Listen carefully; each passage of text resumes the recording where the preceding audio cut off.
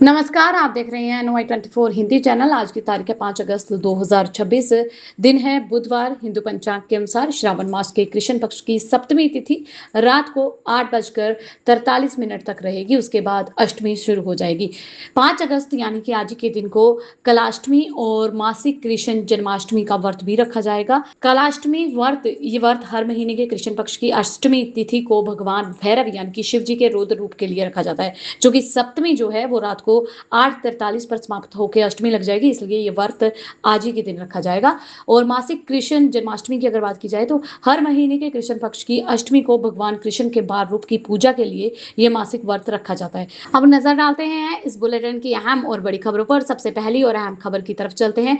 आज ही के दिन 5 अगस्त का ऐतिहासिक संयोग बन रहा है। संसद में बड़े नीतिगत फैसले और विधायी बदलाव की अटकनें बन रही हैं। भारतीय राजनीति में 5 अगस्त की तारीख को बेहद संवेदनशील और ऐतिहासिक महत्व से माना जा रहा है, क्योंकि इसी दिन पूर्व के वर्षों में जम्मू कश्मीर से धारा 370 को समाप्त करने, अयोध्या में राम मंदिर के भूमि पूजन जैसी युगांतकारी निर्णय लिए गए थे। यही कारण है कि साल 2026 के इस मानसून सत्र की अगर बात की जाए तो इस डेट को एक विशेष तारीख को लेकर राजनीतिक हलकों और मीडिया गलियारों में कयासों का बाजार गर्म नजर आ रहा है। विशेषज्ञों और विपक्षी दलों के बीच में ये चर्चा तेज है कि मोदी सरकार इस तारीख के रणनीतिक महत्व को देखते हुए संसद में कोई नया बड़ा विधायी एजेंडा पेश कर सकती है या फिर किसी अप्रत्याशित नीतिगत कदम की घोषणा कर सकती है। अब बात करते हैं बांकीपुर उपचुनाव में बीजेपी की हार की। तो बांकीपुर उपचुनाव में बीजेपी की हार के बाद पीएम नरेंद्र मोदी से मिले नीतीश कुमार, सियासी चर्चाएं तेज हो गई हैं। बिहार के पूर्व मुख्यमंत्री और जेडीयू प्रमुख नीतीश कुमार ने मंगलवार को प्रधानमंत्री नरेंद्र मोदी से संसद परिसर में शिष्टाचार मुलाकात की है। यह मुलाकात पटना की बांकीपुर विधानसभा सीट के उपचुनाव में बीजेपी की हार के एक दिन बाद हुई है, जहां जन सुजान और पार्टी के संस्थापक प्रशांत किशोर ने बीजेपी उम्मीदवार नीरज कुमार को 19,324 वोटों से हराया है। और बैठक में केंद्रीय मंत्री राजीव रंजन सिंह और जेडीयू के कार्यकारी अध्यक्ष संजय कुमार झा भी मौजूद रहे। फिलहाल बिहार में बीजेपी और जेडीयू गठबंधन की सरकार सत्ता में है। वहीं आज के दिन उदयनिधि स्टाइल की अग्रिम जमानत याचिका पर मद्रास हाईकोर्ट में होगी तत्काल सुनवाई। मद्रास हाईकोर्ट में आज ही के दिन यानी कि 5 अगस्त 2026 को तमिलनाडु के विपक्ष के नेता उदयनिधि स्टालिन की अग्रिम जमानत याचिका पर तत्काल सुनवाई के लिए तैयार है। यह याचिका मुख्यमंत्री सी जोसेफ विजय के खिलाफ कथित तौर पर अपमानजनक टिप्पणी के मामले में गिरफ्तारी की आशंका के चलते दायर की गई है। राज्य विधानसभा के आगामी बजट सत्र में ठीक पहले इस कानूनी मोड़ ने तमिलनाडु की राजनीति में हलचल बढ़ा दी है। वहीं पीएम नरेंद्र मोदी को लेकर राहुल गांधी का नया बयान सामने आया। राहुल गांधी ने पीएम मोदी के माफ करने वाले बयान पर राहुल गांधी का हमला है। बोले कि वे ऐसा करने वाले कौन होते हैं। लोकसभा में विपक्ष के नेता राहुल गांधी ने प्रधानमंत्री नरेंद्र मोदी के छात्र आंदोलन पर किए गए माफ करने वाले बयान की कड़ी आलोचना की है। दिल्ली के कॉन्स्टिट्यूशन क्लब में आयोजित एक कार्यक्रम में राहुल ने कहा कि छात्र निरपेक्ष परीक्षा और बेहतर शिक्षा व्यवस्था की मांग कर रहे हैं। ऐसे में प्रधानमंत्री का उन्हें माफ करने की बात कहना उचित नहीं है। उन्होंने सवाल उठाया कि पीएम को देश के भविष्य को माफ करने का अधिकार किसने दिया। इस दौरान राहुल गांधी ने आरएसएस की विचारधारा पर भी निशाना साधा। पीएम नरेंद्र मोदी ने हाल ही में एक वीडियो संदेश में छात्र आंदोलन के दौरान उन्हें और उनकी दिवंगत मां को दी गई गालियों का जिक्र करते हुए कहा कि वे ऐसे छात्रों को माफ करना चाहते हैं। वहीं दूसरी तरफ बिहार मध्य प्रदेश उपचुनाव में बीजेपी की हार पर प्रियंका गांधी का तंज, बोली जनता अब भाजपा से तंग आ चुकी है। बिहार के बांकीपुर और मध्य प्रदेश की दतिया विधानसभा सीट के उपचुनाव में बीजेपी की हार के बाद कांग्रेस नेता प्रियंका गांधी वाड्रा ने सत्तारूढ़ दल पर निशाना साधा है। उन्होंने कहा कि इन चुनावी नतीजों से साफ है कि जनता अब बीजेपी से तंग आ चुकी है। वहीं समाजवादी पार्टी प्रमुख अखिलेश यादव ने भी बीजेपी पर हमला बोलते हुए उपचुनाव परिणामों को जनता का संदेश बताया है। बांकीपुर सीट पर जन सुराज पार्टी के संस्थापक प्रकाश किशोर ने जीत दर्ज की है, जबकि दतिया सीट पर भी बीजेपी को हार का सामना करना पड़ा है। अब बात करते हैं सीएम सम्राट चौधरी की। बिहार के 5 प्रमुख पुरातत्व स्थलों का होगा कायाकल्प। सीएम सम्राट चौधरी ने तैयार करने को कहा और किया एक्शन प्लान। बिहार के मुख्यमंत्री सम्राट चौधरी ने बोध गया, सुल्तानगंज, मंदार, केसरिया स्तूप और मां मुंडेश्वरी मंदिर सहित प्रमुख पुरातत्व स्थलों के संरक्षण, वैज्ञानिक सर्वेक्षण उत्खनन और समग्र विकास के लिए विस्तृत कार्य योजनाएं तैयार करने के निर्देश देती है। सरकार का लक्ष्य इन धरोहरों को राष्ट्रीय और अंतर्राष्ट्रीय पर्यटन मानचित्र पर स्थापित करना है। साथ ही में कैमूर क्षेत्र के प्राकृतिक और प्रागैतिहासिक स्थलों को हेरिटेज व इको टूरिज्म सर्किट के रूप में विकसित करने की योजना पर भी काम किया जा रहा है, जिससे पर्यटन, रोजगार और स्थानीय अर्थव्यवस्था को बढ़ावा मिलेगा।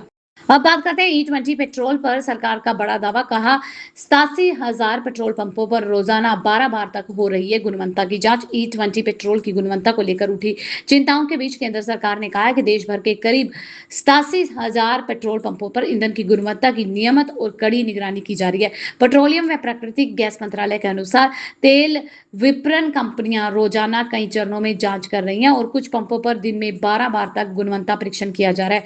मंत्रालय ने बताया कि अब तक क्लोराइड संदूषण के केवल 2 मामले सामने आए, जिसमें संबंधित पेट्रोल पंपों पर ईंधन की बिक्री तत्काल रोक दी गई है। बात करते हैं योगी सरकार की, तो यूपी के ग्रामीण विकास को बड़ा बजट मिला। योगी सरकार ने अनुपूरक बजट में दिए 17,942 करोड़। उत्तर प्रदेश सरकार के अनुपूरक बजट में ग्रामीण विकास विभाग के लिए 17,942 करोड़ का प्रावधान किया गया है। इसमें विकसित भारत रोजगार गारंटी आजीविका मिशन वीबीजी रामजी के लिए 13,798 करोड़, मनरेगा के लिए 2500 करोड़ और प्रधानमंत्री आवास योजना ग्रामीण के लिए 745 करोड़ आवंटित किए गए हैं। इसके अलावा PMGSY के तहत सड़क निर्माण और मरम्मत, पंचायत उत्सव भवन, ग्राम सचिवालयों में आधार सेवा केंद्र, मुख्यमंत्री ग्राम और सौर योजना, डिजिटल ग्राम योजना के लिए अलग अलग से बजट का प्रावधान किया गया है। वहीं राम मंदिर चढ़ावा चोरी मामले में साधु संतों की संलिप्तता नहीं है, सीएम योगी विपक्ष पर साधा निशाना। उत्तर प्रदेश के मुख्यमंत्री योगी आदित्यनाथ ने कहा कि राम मंदिर चढ़ावा मामले की SIT जांच में किसी भी साधु संत की संलिप्तता नहीं मिली है। उन्होंने बताया कि श्री राम जन्मभूमि तीर्थ क्षेत्र ट्रस्ट के अनुरोध पर गठित SIT की जांच के बाद FIR दर्ज हुई है। अब तक 8 लोगों को गिरफ्तार किया जा चुका है। मुख्यमंत्री ने समाजवादी पार्टी और कांग्रेस पर इस मामले को लेकर भ्रम फैलाने, साधु संतों की छवि खराब करने का आरोप लगाते हुए कहा कि विपक्ष ने सदन और न्यायिक प्रक्रिया का भी सम्मान नहीं किया। अब बात करते हैं वेदर अपडेट की, तो मौसम का महा अलर्ट जारी हो चुका है। देश के 19 राज्यों में भारी बारिश की चेतावनी दी गई है। केरल में रेड अलर्ट जारी किया गया है। भारतीय मौसम विभाग ने 5 अगस्त 2026 यानी कि आज के दिन के लिए देश के 19 राज्यों में भारी बारिश का अलर्ट जारी किया है, जिसके तहत उत्तर भारत में मानसून रफ्तार पकड़ सकती है और दिल्ली NCR में हल्की से मध्यम बारिश के साथ साथ तापमान 30 से 31 डिग्री रहने का अनुमान है। उत्तर प्रदेश की अगर बात की जाए तो 37 जिलों में बिजली गिरने की आशंका के साथ साथ येलो अलर्ट जारी किया गया है, जबकि पंजाब, हिमाचल प्रदेश, बिहार, बंगाल, महाराष्ट्र, ओडिशा में मूसलाधार बारिश से जल भराव की स्थिति बन सकती है। वहीं सबसे गंभीर स्थिति केरल में बताई गई है, जहां अत्यधिक भारी बारिश के कारण 8 जिलों के लिए रेड अलर्ट जारी करके बाढ़ जैसी स्थिति की चेतावनी दी गई है।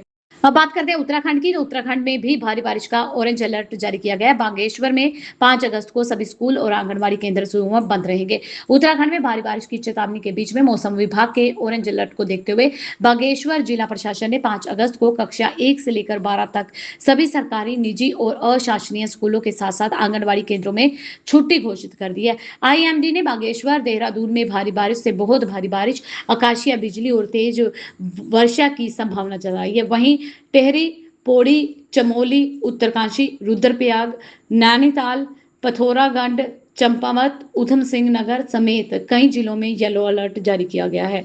अब बात करते हैं खेल जगत की, तो शुभमन गिल की कप्तानी में श्रीलंका पहुंची टीम इंडिया।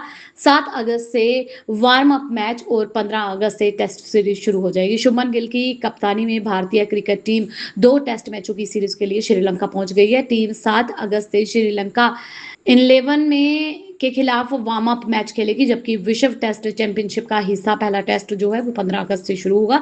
जसप्रीत बुमराह को चोटिल होने के कारण टीम से बाहर होने पर उनकी जगह जम्मू कश्मीर के तेज गेंदबाज ओकीब नबी को पहली बार भारतीय टीम में शामिल किया गया। अब सभी की नजर टीम इंडिया के प्रदर्शन और नए खिलाड़ियों पर रहेगी। अगर बात की जाए कॉमनवेल्थ गेम्स की, तो कॉमनवेल्थ गेम्स से पाकिस्तानी बॉक्सर गायब हो गए।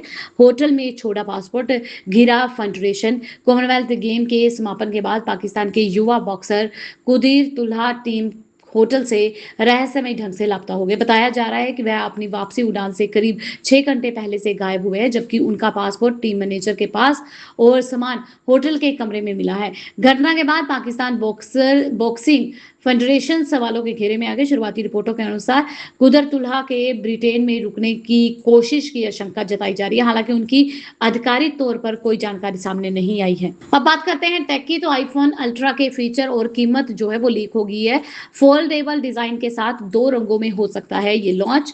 जानते हैं पूरी खबर। एप्पल के पहले फोल्डेबल स्मार्टफोन आईफोन अल्ट्रा को लेकर नई लीक सामने आई है। रिपोर्ट्स के मुताबिक इसकी शुरुआती कीमत की अगर बात की जाए तो करीब $2000 यानी कि लगभग 1.9 लाख हो सकती है, और इसे सिल्वर और डार्क ब्लू यानी कि इंडिगो कलर में पेश किया जा सकता है।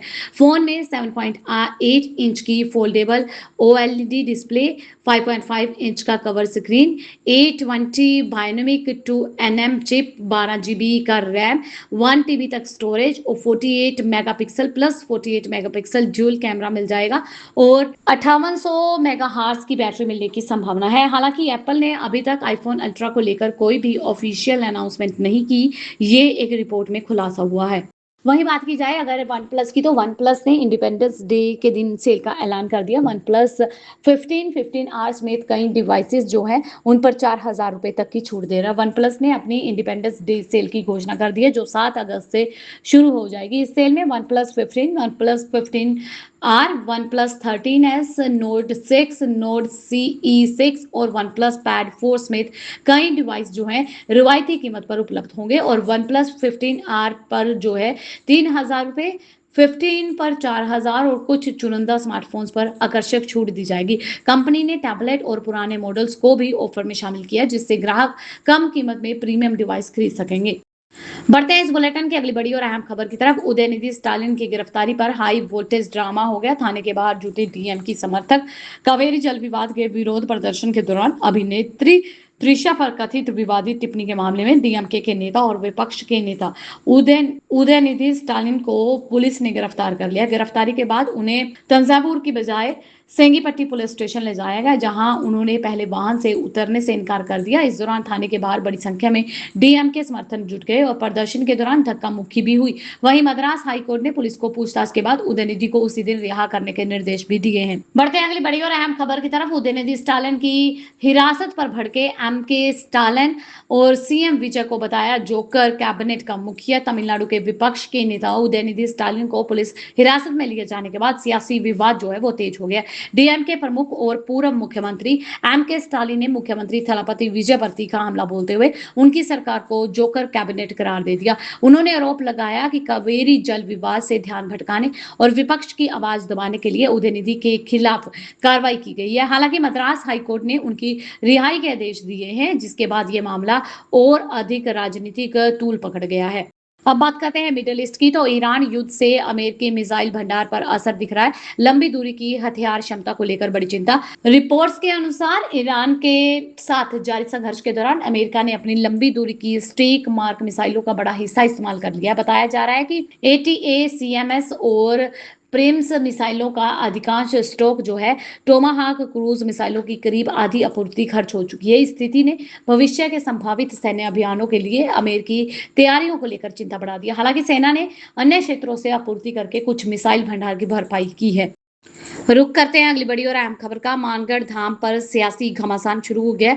गहलोत ने पीएम नरेंद्र मोदी को याद दिलाया पुराना वादा। राजकुमार होत ने भी उठाए सवाल। मानगढ़ धाम को राष्ट्रीय स्मारक घोषित करने से केंद्र सरकार के इनकार के बाद राजस्थान में राजनीतिक विवाद तेज हो गया।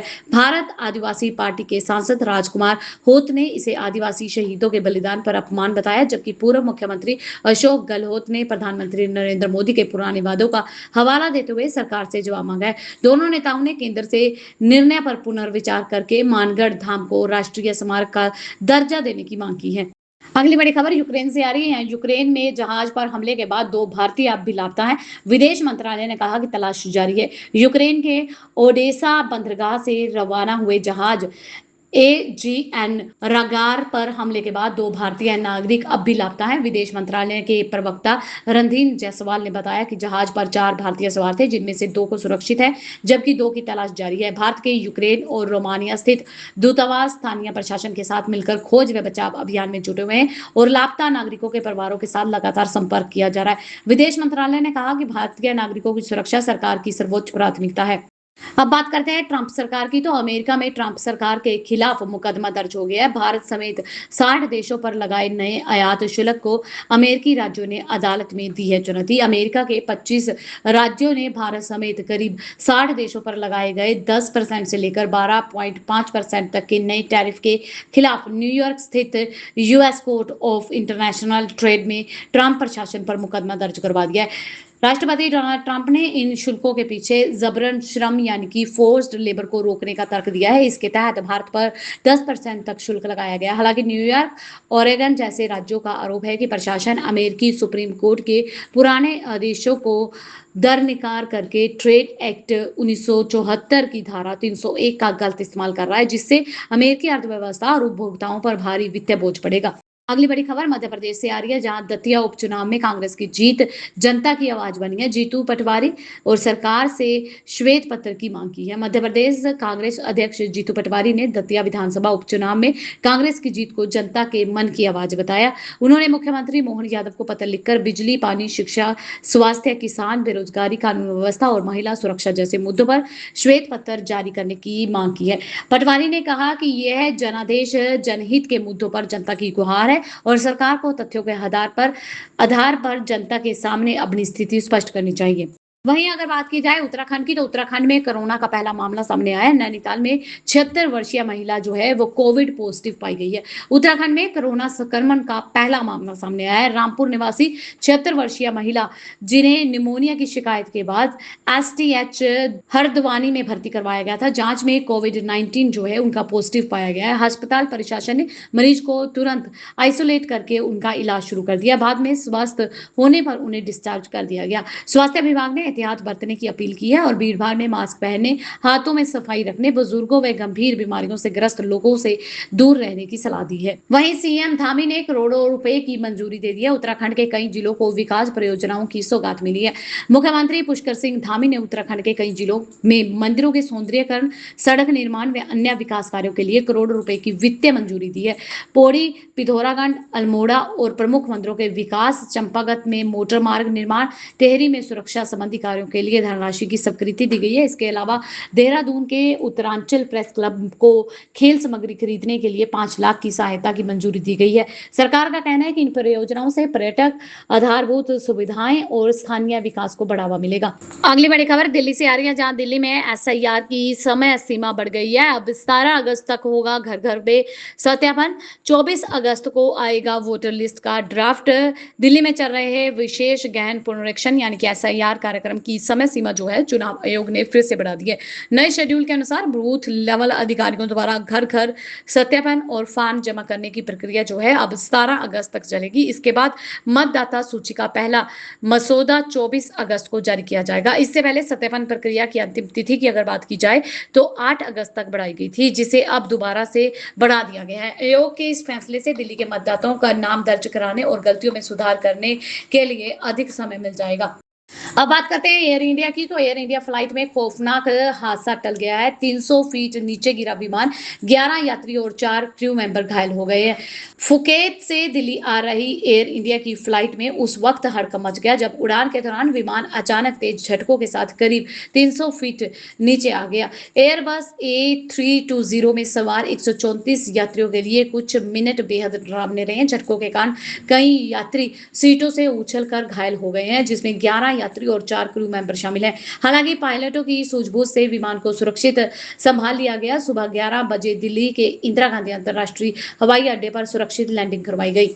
वहीं बढ़ते हैं अगली बड़ी और अहम खबर की तरफ। यूपी में बड़ा प्रशासनिक फेरबदल हुआ। 13 एएसआई अधिकारियों के तबादले किए गए। 4 मंडलों को मिली है नई कमिश्नर। उत्तर प्रदेश सरकार ने मंगलवार को बड़ा प्रशासनिक बदलाव करते हुए 13 आईएएस अधिकारियों के तबादले कर दिए। शासन द्वारा जारी सूची के अनुसार प्रयागराज, बरेली, बस्ती, गोरखपुर मंडलों में नए कमिश्नरों की नियुक्ति की गई है। डॉक्टर लोकेश एम को प्रयागराज, शंभू कुमार को बरेली, वैभव श्रीवास्तव को बस्ती, इंदर विक्रम सिंह को गोरखपुर का मंडलायुक्त बनाया गया है। इसके अलावा कई विभागों, निगमों और प्राधिकरणों में भी नए अधिकारियों को जिम्मेवारी सौंपी गई है। सरकार ने कहा है कि ये फेरबदल प्रशासनिक व्यवस्था को और प्रभावी बनाने के उद्देश्य से किया गया है। अब बात करते हैं बिहार की, तो भारत नेपाल सीमा पर 2 बांग्लादेशी नागरिक गिरफ्तार कर लिए गए। घुसपैठ नेटवर्क की जांच में जुटी है सुरक्षा एजेंसी। बिहार के अररिया जिले में भारत नेपाल सीमा पर एसएसबी ने बिना वैध दस्तावेजों के भारत में प्रवेश कर रहे 2 बांग्लादेशी नागरिकों को गिरफ्तार कर लिया। दोनों की पहचान रहमत अली और मोहम्मद जमाल हसन जिहाद के रूप में हुई है, जिन्हें नेपाल के रास्ते आमगाछी बॉर्डर क्षेत्र से पकड़ा गया। घटना के बाद सीमा पर सुरक्षा बढ़ा दी गई है और एसएसबी व स्थानीय पुलिस संदिग्ध गतिविधियों को तथा संभावित घुसपैठ नेटवर्क की जांच में जुटी है। आने जाने वाले लोगों की जांच भी सख्त कर दी गई है। अगली बड़ी खबर रायपुर से आ रही है, जहां 45 करोड़ निवेश का झांसा देकर 1.13 करोड़ की ठगी की गई है। ब्लैक मनी वॉश स्कैम में 2 युवतियों को गिरफ्तार किया गया। रायपुर पुलिस ने 45 करोड़ रुपए का निवेश दिलाने और ब्लैक मनी को केमिकल से असली नोटों में बदलने का झांसा देकर 1.13 करोड़ रुपए की ठगी करने वाली अंतरराज्यीय गिरोह का खुलासा किया है। पुलिस ने नागपुर से कनिज फातिमा उर्फ भावना पांड्या और दीपिका पालीवाल को गिरफ्तार किया। जांच में पता चला कि गिरोह नकली केमिकल और विदेशी तकनीक का झांसा देकर लोगों से करोड़ों रुपए ऐंठता था। आरोपियों ने कारोबारियों को निवेश व फंड रिलीज करने के नाम पर कई किस्तों में रकम ट्रांसफर करवाई है। पुलिस अब गिरोह के अन्य सदस्यों में देश भर में फैले इसके नेटवर्क की जांच कर रहा है। अगली बड़ी खबर पंजाब से आ रही है, जहां पंजाब रोडवेज, पनबस और पीआरटीसी कर्मचारियों की हड़ताल खत्म होगी है। सरकार से लिखित समझौते के बाद बस सेवा बहाल कर दी गई। पंजाब रोडवेज, पनबस और पीआरटीसी कंडक्टर वर्कर्स यूनियन ने सरकार के साथ लिखित समझौते के बाद 3 दिन से चल रही हड़ताल खत्म कर दी है। यूनियन नेताओं के अनुसार सरकार ने कर्मचारियों की मांगों पर लिखित आश्वासन दिया है, जिसमें पीआरटी सर्विस रूल्स 1981 लागू कर दिया गया है। कनेक्टर कर्मचारियों को नियमित करने की प्रक्रिया शुरू हुई है। आउटसोर्स कर्मचारियों को पॉलिसी के तहत लाना शामिल है। हालांकि यूनियन ने चेतावनी दी कि 14 अगस्त की बैठक में मांगों का समाधान नहीं हुआ तो राज्य भर में फिर से बस सेवा रोकने का फैसला लिया जा सकता है। ये थी अब तक की मुख्य और बड़ी खबरें। ऐसी और खबरें जानने के लिए चैनल को सब्सक्राइब कर लें, बेल आइकन को प्रेस कर लें ताकि आपसे आने वाली खबरें मिस ना हो। मिलते हैं अगली वीडियो में, तब तक के लिए खुश रहें, सुरक्षित रहें, हम यही दुआ करते हैं। धन्यवाद।